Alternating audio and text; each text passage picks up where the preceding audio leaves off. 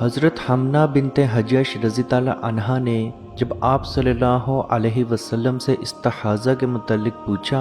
تو آپ صلی اللہ علیہ وسلم نے فرمایا، استحاضہ تو صرف شیطان کے ایڑ لگانے کی وجہ سے ہوتا ہے، اور یہ تو ایک رگ میں بہنے والا خون ہوتا ہے، حیض نہیں ہوتا۔ اور شیطان انسانی جسم میں خون کی طرح گردش کرتا ہے، اور اس گردش کے دوران جب وہ رحم کی رگوں میں پہنچتا ہے تو ان میں ایڑ لگاتا ہے، جس کی وجہ سے رگوں میں خون بہنا شروع ہو جاتا ہے۔ عزیز دوستو، بعض اوقات جادوگر خواتین کے اندر ایک خاص طرح کا جادو کرتا ہے جس کی وجہ سے خواتین کے اندر خون کا بہنا ختم نہیں ہوتا، اور یہ خون کا بہنا 1 ماہ سے زیادہ عرصے تک ہو سکتا ہے،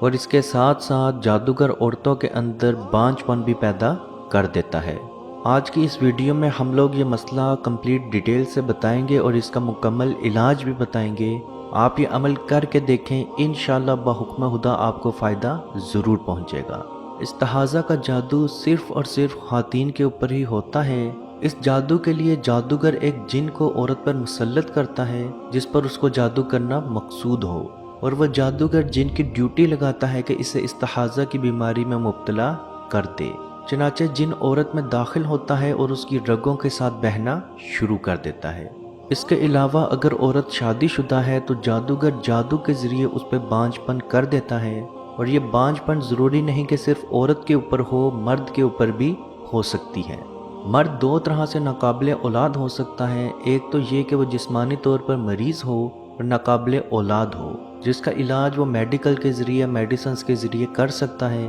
اور اگر اس کی میڈیکل رپورٹس بالکل کلیئر ہوں، اس کے باوجود بھی وہ اولاد پیدا نہ کر سکے تو وہ بانجھ پن جادو کے ذریعے اس مرد پہ کیا گیا ہے۔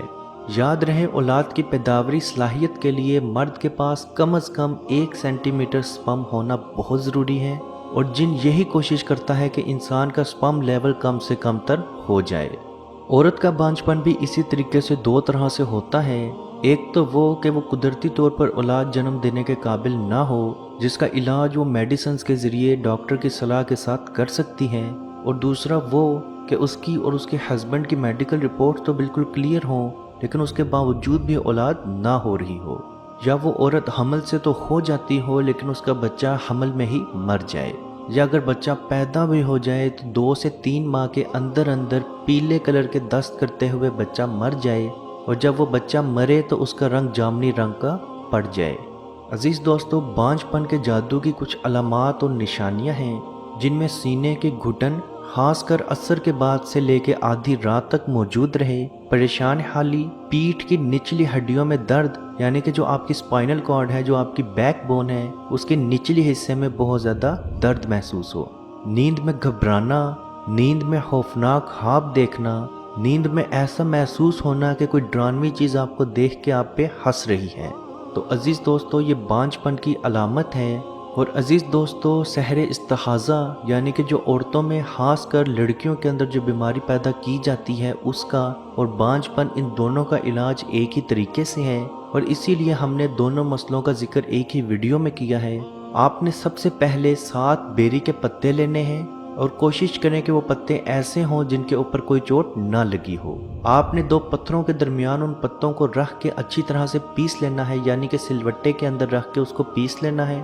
اگر آپ کے پاس سلوٹا نہیں ہے تو آپ لنگڑی کے اندر بھی ان کو پیس سکتے ہیں۔ اس کے بعد ان پتوں کو ایک پانی کے اندر مکس کر کے اس پانی سے غسل بھی کرنا ہے، اور وہ تھوڑا سا پانی آپ نے پی بھی لینا ہے۔ اس کے ساتھ ساتھ آپ نے 7 دن تک ہر روز صبح کے وقت سورہ الصفات کی تلاوت کرنی ہے۔ اگر آپ تلاوت نہیں کر سکتے تو اس کی ریکارڈنگ بھی سن سکتے ہیں، اور اس کے ساتھ آپ نے کلونجی کے تیل کے اوپر سورہ فاتحہ، آیت الکرسی، سورہ بقرہ کی آخری 2 آیات، سورہ آل عمران کی آخری 2 آیات، اور آخری 3 کل سورہ فلق، سورہ ناس اور سورہ اخلاص ایک ایک مرتبہ دم کر کے اس تیل کو اپنے سینے پہ، پیشانی پہ یعنی کہ اپنے ماتھے پہ اور پیٹھ کی نچلی ہڈیوں پہ ملنا ہے۔ انشاءاللہ بحکم خدا 1 ہفتے سے لے کے 1 ماہ کے اندر اندر آپ بالکل شفا یاب ہو جائیں گے، اور آپ کو ایسا محسوس ہوگا کہ جیسے آپ پہلے کوئی بہانہ بنا رہے تھے۔ عزیز دوستو، یاد رکھیں یہ آزمایا ہوا عمل ہے،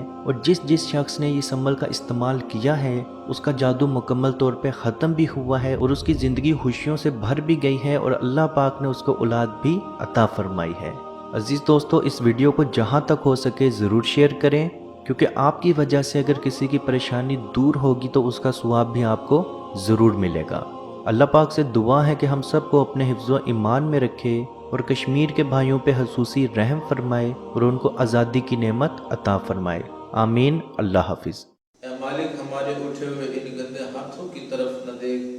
مالک، اپنا رحم اور اپنا کرم فرما، مقبوضہ کشمیر کے مسلمانوں کو آزادی کی نعمت سے مالا مال فرما۔ اے اللہ، اس حال کے اندر جب کہ ان پر ظلم و ستم ہو رہے ہیں، اس قدر ان پر مصائب اور آلام ہیں، اے مالک و مولا، اس ماہ مقدس کی مقدس گھڑیوں کا صدقہ اے اللہ کشمیر کے مسلمانوں کو آزادی کی نعمت سے مالا مال فرما۔ اے مالک، جو ان پر مصائب اور آلام بارش کی طرح برس رہے ہیں، اے مالک تو اپنا خاص فضل اور اپنا کرم فرما، ان کی اس آزمائش کو، اس امتحان کے اندر ان کو کامیاب فرما، ان کی اس آزمائش کو دور فرما۔ اے مالک و مولا، اپنا کرم فرما، ان کو آزادی کی نعمت سے مالا مال فرما۔ اے مالک، ہم گناہگار سیاہکار جو بھی ہیں، تیرے محبوب کی امتی ہیں، تجھے تیرے نبی علیہ السلام کا، اس کی محبوبیت کا واسطہ دے کر تجھ سے دعا مانگتے ہیں۔ اے مالک، کشمیر کے مسلمانوں کو آزادی کی نعمت سے مالا مال فرما۔ اے مالک، ملک پاکستان کو استحکام عطا فرما، ملک پاکستان کی سرحدوں کی خیر فرما، ملک پاکستان کی سرحدوں پر پہرا دینے والے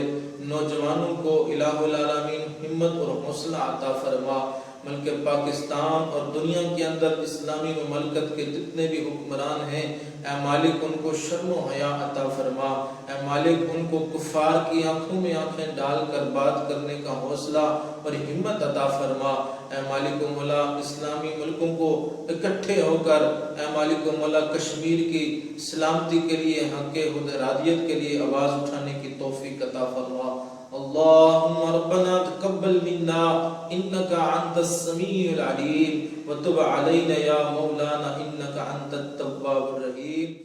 مت پوچھئے کہ کیا ہے سرکار کی گلی میں، مت پوچھئے کہ کیا ہے